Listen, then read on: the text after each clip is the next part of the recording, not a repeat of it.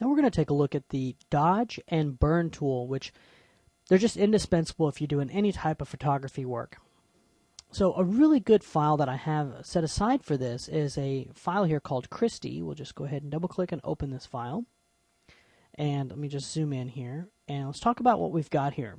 So if we go to the dodge tool, which the shortcut is O, okay, by default we're going to come in and work with the highlights. Now I'm going to set this to shadows just so we can talk about these. Now the way this works is it works in a color range. So shadows being black, highlights being your whites, okay, and then your midtones will be your grays.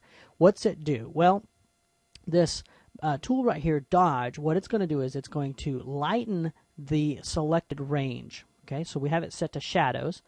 Notice if I come over here and I click and drag, nothing happens in those highlighted areas.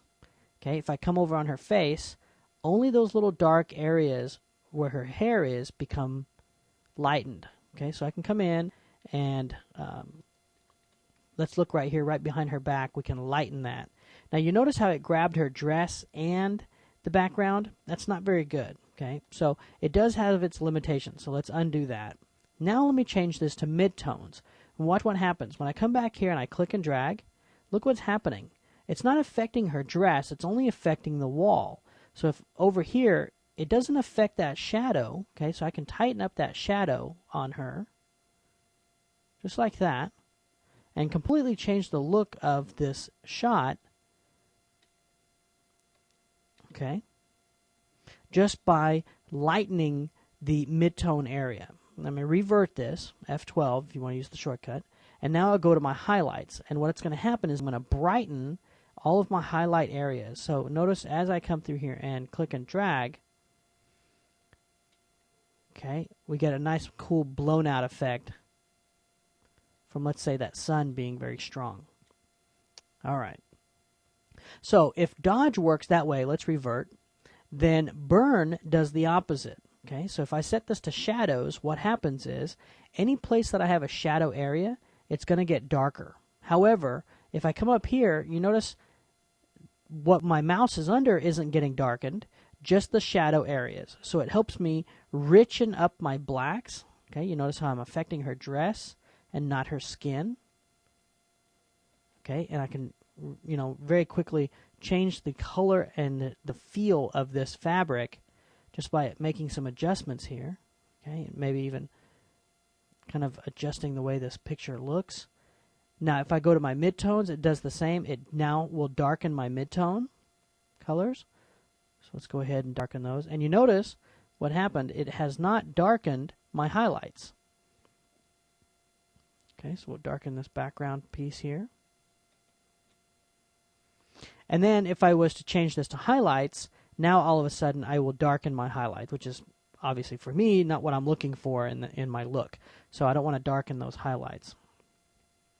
But that is a quick overview and a look at how do you use the dodge and burn tool. And I have a bunch of sample files that you can play with and test this out. Okay, so for example, I have a headshot PSD. Let's go ahead and open this up.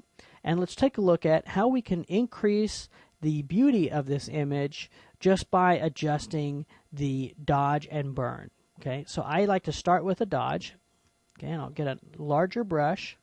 And it's very soft. We may even drop the exposure just a little bit. Okay, and we're just going to brighten up her cheeks a little bit.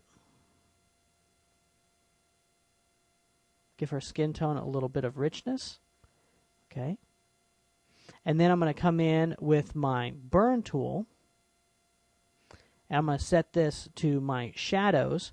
And with that tool, I'm going to go ahead and tighten up the shadow areas here of her clothing, just to give us a little bit more contrast and shape to the image. Okay, so we might come in and darken just some of these areas, and it just helps her face pop out a little bit more. We may even come in and paint up some of this area just to darken that up and richen. Okay, there we go.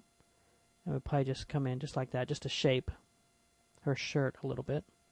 Okay, so a very quick, let's revert this, F12, So here is before, and here's after.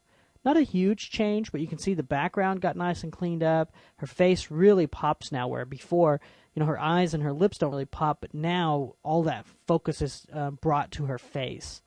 And that's just done with 2 simple tools and just a few minutes of clicking, right? We can go in and just really clean up her hair and soften things up and make this image work for us. So that is the dodge and the burn tool. In the next lesson, we'll take a look at the sponge tool, which controls saturation and desaturation.